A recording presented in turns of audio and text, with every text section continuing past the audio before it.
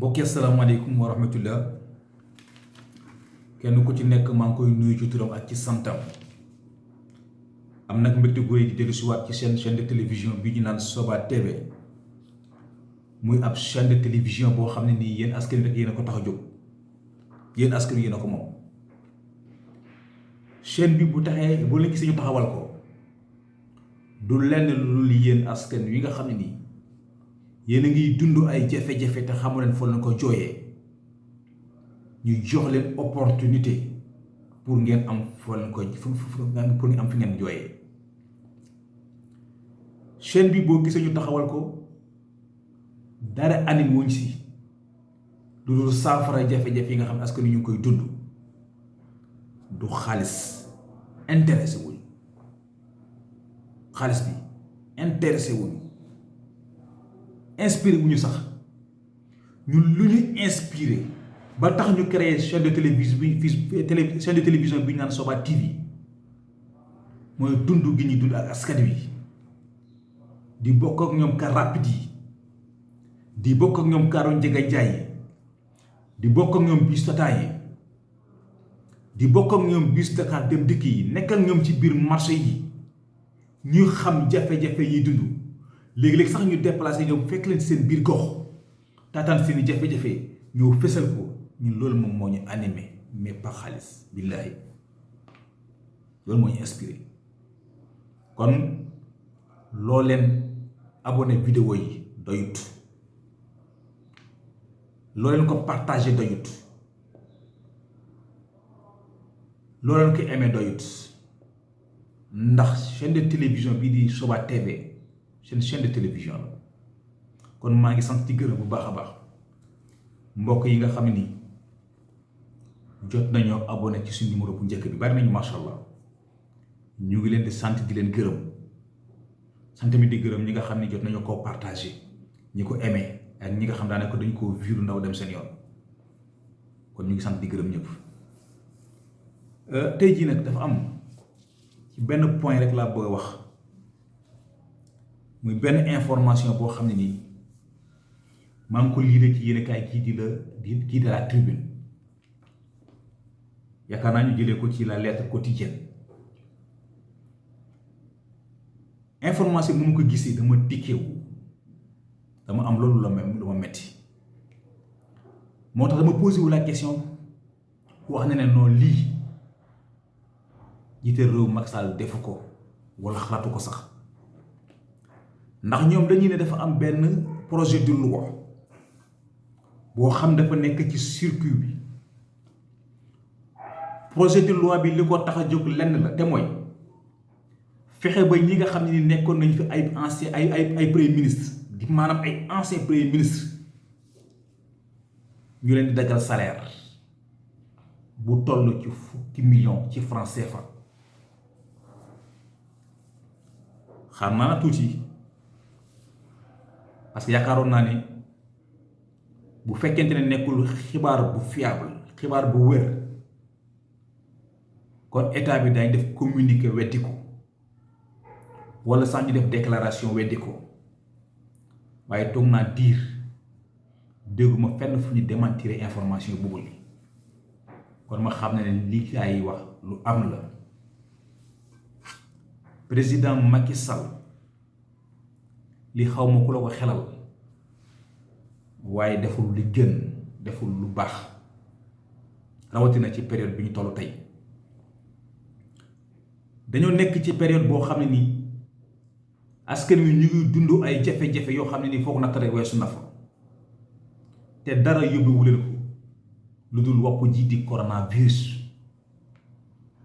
ñaata société président ñoom ñoo tëj seeni bunt joxe woon nga fi ndigal wax ne ne coronavirus bi bu mu tax ñu dàq ay liggéeykat waaye gars yi dégguñu la wala dégluwuñu sa décision boobu léegi li ñu dàq ay liggéeykat ay père de famille ci coronavirus bi kenn xamul nu mu toll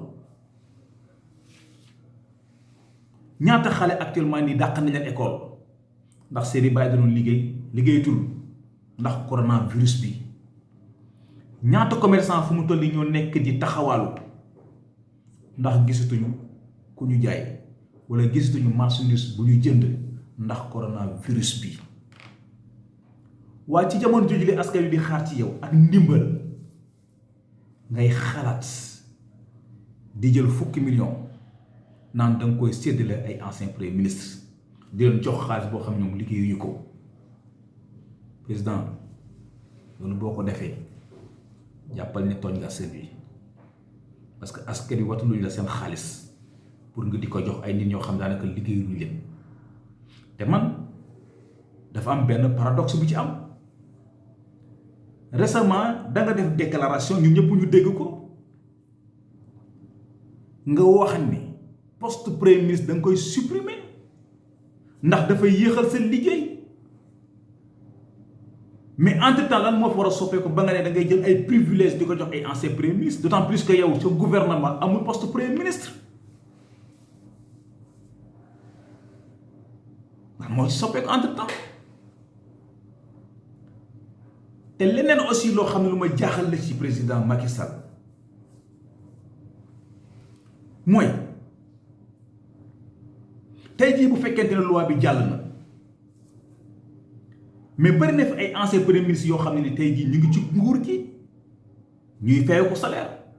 ñu bàddi leen ay caisse politique wala ay fonds politique exemple ci yow kese yow yaay président de la république mais nekkoon nga fi premier ministre ci nguuru Abdoulaye Wade tey jii yaa ngi fay ko salaire ñu wotal la caisse noire kon tey jii loi bii bu jàllee chaque fin du mois. daañu dugal ci sa gafaga yeneen fukki millions yoo xam da nga koy jël di ko lekk te fekk ni liggéeyoo ko ñu tëgg lu yoon. Idrissa Seck mi jiite conseil économique social et environnemental dafa am salaire en même temps aussi ñu bàddil ko benn fonds politique kon loi bii bu jàllee moom it chaque fin du mois. dañu koy jox fukki million mu koy dugal ci keesam di ko lekk te fekk ni liggéeyu ko. Moustapha Niasse président assemblée nationale am na salaire am ñu woteel ko fonds politique am moom it kon loi bii bu jàllee dañ koy dugal fukki million yoo xam da koy lekk nu mu ko neexee te fekk liggéeyu ko. dama ne xaalis bi xaalisu askan wi la sama xaalis la xaalisu commerçant bi la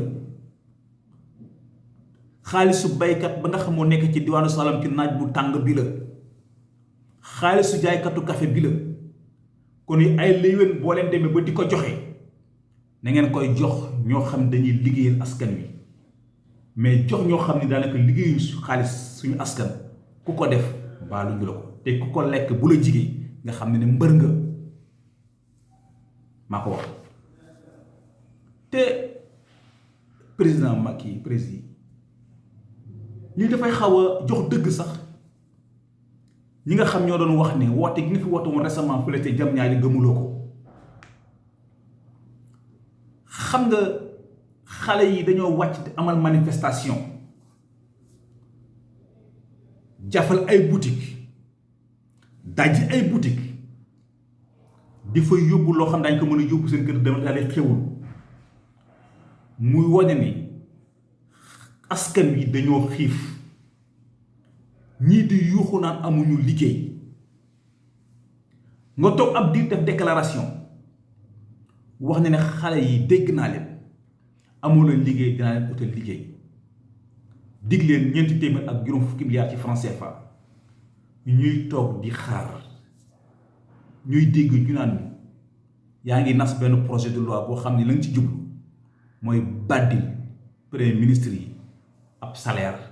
bu toll ci fukki millions ci francs CFA ab ancien premier ministre bu bëggee salaire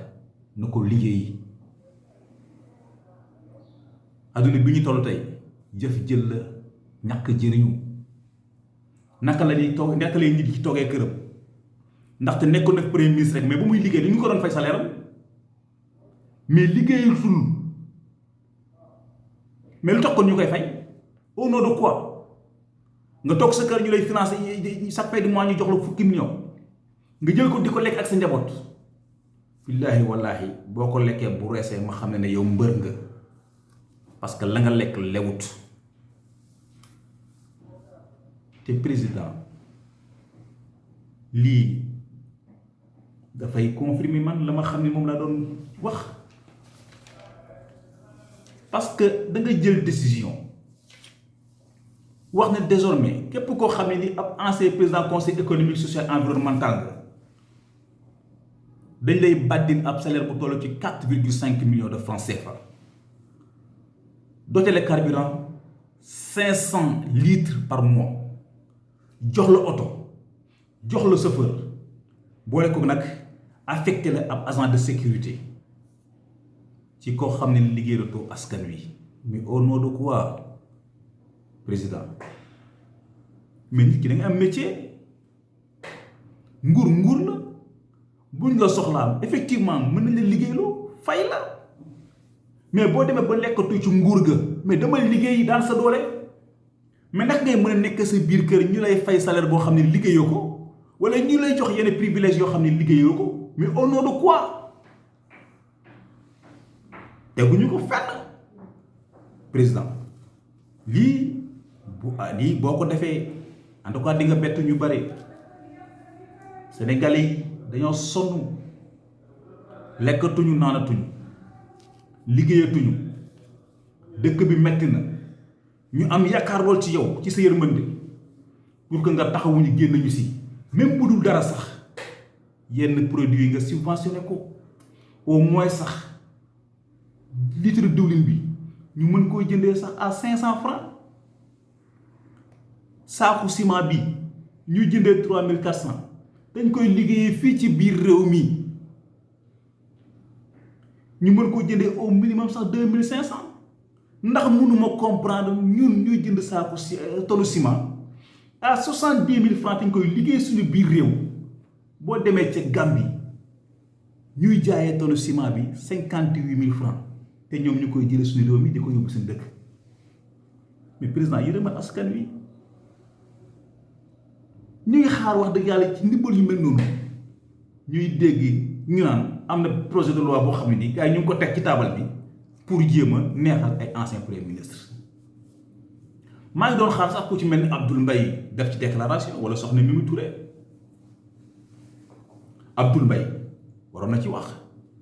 waaye c'est dommage que dégg mu wax ci la ma ko dégg muy wax mooy loi parrainage di jubilé naan am nañu victoire mais li ñu doon xaar ci moom mooy mu def déclaration wax ne projet de loi bii bu fekkente ne jàll na ñun ànduñu si te xaas ba ñuy jox ñun duñu ko laal te maa ngi xaar mu def déclaration bu ni mel moom ak soxna Mimi Touré amaana dañuy xaar ngi mbir yi gars yi concrétiser ko pour ñu wax mais wax nañ ko su may bind nañ ko mais dégguñu leen fenn fu ñu réagir te lii bu amee président Macky Sall di nga bett ñu bare ndax du période bii baaxul sax rawatina ci ak ci jamono ji nga xam ne ni moom la ñu nekk tey xam nga dafa am yenn privilèges yoo xam ne mën nañ ko accorder ñenn ñi mun naa comprendre maanaam les chefs d'état les anciens chefs d'état ñooñu muñ leen accorder yenn privilèges yi ndax un chef d'état du n'importe qui parce que dafa occuper fonction bi nga xam ne moo gën a kawe ci ab réew waaye tey jii boo jëlee ñun suñu Sénégal jii suñu ancien chef d'état yi boo leen méngalee lañ leen di jox ci wàllu privilège ak bu France comme yàlla ak yàlle et pourtant France moo ñu colonisé France bu sëqatee rek ñun ñu feebar lépp loo xam ne ni yaakaar la ñu ngi ko am fële ci France jël décision wax ne dañuy wàññi seen train de vie ndax coronavirus bi dafa laal seen économie France jël décision yenn matukaay par rapport ak ses anciens chefs d'état ñun ci jamono ju jile ñuy jéem a xool naka la ñuy def ba yokk suñuy train de vie mais au nom de quoi dama leen jox exemple dama leen defal benn comparaison par rapport ak ñi nga xam ne ni ay anciens chefs d'état français lañu dañuy leen di jox chaque fin du mois ak ñun suñu chef d'état suñu ancien chef d'état ñun fii ci Sénégal suñu ancien chef d'état lu mu néew daañuy fayee ko chaque fin du mois lu ci toll ak juróomi million juróom-benn juróom-ñaar juróom-ñett gën gaa bare juróom-ñeenti million ci franc CFA yemuñu ci waaye dañ leen a jox benn assurance de maladie maanaam fépp fu ñu feebaree ñoom ak seeni jegeñaale dañ leen di faj te duñ leen joxe benn dërëm yaakaar na feeñ yem jox leen kenn ku ci nekk ñaari oto ak ñaari chauffeur jox la logement maanaam dëkkuwaay ba noppi mëbaleel la ko yaakaar na fa lañ yem déedéet boole kook bàddi la ñeent fukki million ci franc CFA yoo xam ne di at mi lañ la koy jox muy say déplacement say billet d'avion yow ak sa famille pour lan boole ko aussi affecté la benn personnel ñu nekk ci say service ci xaalisu askanu Sénégal jëlee lii nga méngale ko ak un ancien chef d'état bu France li muy fayeeku nga xam ne ñu dañuy caaxaan pauvreté gi ñuy woote nekkul ci ñun un ancien chef d'état français li muy fayeeku mu ngi toll ci 6 000 euros 6 000 euros ci toll benn euro rek ñu ngi koy weccoo ci 654 francs ak lu teg ci franc CFA tey jii boo ko jëlee multiplier ko par 654 euros xam nga lay jox 3 millions 900 et quelques mille àggul sax 4 millions et pourtant ñun ci jamono ju jëlee suñu ancien chef d'état ñu leen di fay 8 jàpp juróom-ñeenti millions ci franc CFA fu mu ko teg même sax bu fekkente ne l'ancien chef d'état français jël na décision bokk ci conseil constitutionnel parce que yoon may ne ko la muy fayee ko sax di si ancien président yi di fayee ko moo ko raw parce que ñoom weesuwul 7 millions et quelques mais ñun ay 8 9 millions ngay dégg mais ci ban réew la ñu ne président Macky Sall lii dañ cee war a jël ay matukaay ñun xaaruñu woon lii c'est que faw gaa yi xam ne askan wi ñoom ñoo leen fal askan wi bañ leen di fal dañu amoon yaakaar ci yéen comme quoi que di ngeen leen yërëm di ngeen leen taxawu jàppale leen ci jafe-jafe yi nga xam moom la ñuy dund alal bi ngeen di jël di ko séddoo ci seen biir mais alal boobule ay la yéwén boo ko dajale woon sama mbokk yi nga xam ñu ngi dëkkee fële ci Thiamène Jolof te boobu léegi mënuñu am courant mais mën nañ ci am courant diggante Louga ak Thiamène jàpp Daara seen yoon woowulee depuis Abdou Diouf ba tey ñu ngi koy jooy pour ñu goudronner leen ko mais jusqu'à présent mënuñu leen ko goudronner mais xaalis bi ngeen di jël di ko jox benn waa ñaari politicien mais loolu boo leen ko dajee wala ci at bi mais defaral leen seen yoon woowule te nag président Macky Sall askan wi amoon yaakaar ci loolu yow si lool parce que man damay dund ak askan wi dama ne la man awma auto particulier ci car rapide yi ci caru njëge jaay yi laay jël saa su ne di ñibbi sama kër damay dund ak ñoom di leen fekk seen biir gox di leen enregistré mais ñuy dund ay jafe-jafe yoo xam ni foog na rek weesu na fa mais bu moo déggee entre temps ñuy jël ay millions di ko jox ab benn politicien mu koy dugal ci poosam mais au nom de quoi 10 millions pour un ancien premier ministre mais fu mu ko teg da ko liggéeyal askan wi mais liggéey lu ko askan wi bu soxlaa 10 millions naka dem liggéey ji ba muy liggéey boobu ñu ngi ko doon fay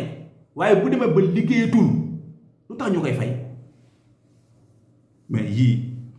dafa doy waar président yii xaaruñu ko ci woon xaaruñu ko woon ci yow président Macky Sall lii jël si ay matuwaay lii dakkal ko xamu ku la ko xelal mais lii dakkal ko ci nu mu gën a gaawee waaw nit ki warul di lekk loo xam ne liggéeyoo ko nit ki warul du lekk loo xam ne liggéeyoo même sax yow en tant que ancien premier ministre wala nga nekk en tant que président au conseil en tant que président conseil économique social environnemental tey jii buñ la woon sax naan dañ lay bàddil yenn salaire yi te mu bir na liggéeyoo ko roko sax nangu te j'espère que def nga ko conseil économique social environnemental les anciens présidents tey jii yaa ngi ko nekk di def ak ancien premier ministre yi j'espère que doo ko def ak ancien sénateur yi wala nga def ko ak ancien président au conseil des collectivités territoriales j'espère que doo ko def j'espère que doo ko def en tout cas mbokk yi lii mooy daal li ñu leen indi doon tey ci seen émission Sobat TV ni kese la di sàkku si yéen nag ngeen abonné leen te xam ne chaîne de télévision bi seen chaîne de télévision la yéen a ko moom ñun dara ñoruñu lu mooy askan wi bu ñu neexoon def émission politique comme ñëpp parce que mën nañ ko xam nañ ñu ngi koy defee waaye politique bi intéressé bu ñu ñun li ñu intéressé mooy askan wi di jaxasoo askan wi di taataan seeni jafe-jafe loolu moom moo ñuy dundal kon askan wi en contrepartie li ngeen ñu mën a jàppale rek mooy ngeen abonné parce que dañuy bëgg message yi nga xam ne moom la ñuy jàllale àdduna gépp mën cee jot kon loo leen abonné rek xeet nañ ko loo leen aimé rek xeet nañu ko loo leen partagé rek xeet nañu ko kon mu ngoog ñu ngi leen sant leen gërëm di leen di daje beneen yoon ci beneen émission jërë ngeen jëf